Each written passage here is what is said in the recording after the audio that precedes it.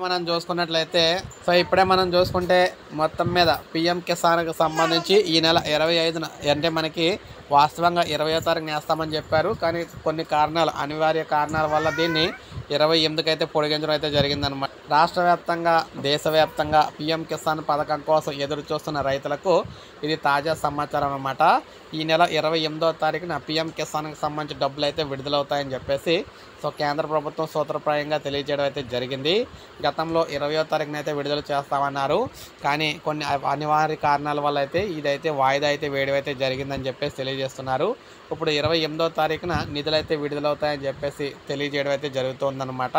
అంటే దీన్ని బట్టి మనకి ఏమవుతుందంటే 28వ తారీఖున మనకి ఏదైతే పిఎం కిసాన్కి సంబంధించి పిఎం కిసాన్ పథకం ఏదైతే ఉందో దీంట్లో భాగంగా 20వ విడత నిధులు అనేవి 28వ తారీఖున అయితే విడుదలవుతాయని చెప్పేసి తెలుస్తుంది అనమాట.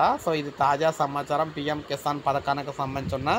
అందుకే ప్రతి అప్డేట్ అంటే ఏ అప్డేట్ వస్తే అప్డేట్ వచ్చిన వెంటనే మీకు వీడియో రూపంలో అందిస్తూ ఉంటాను నేను. ఒక లైక్ చేయండి, సబ్స్క్రైబ్ చేసుకోవద్దు, మన ఛానల్ సబ్స్క్రైబ్ చేసుకొని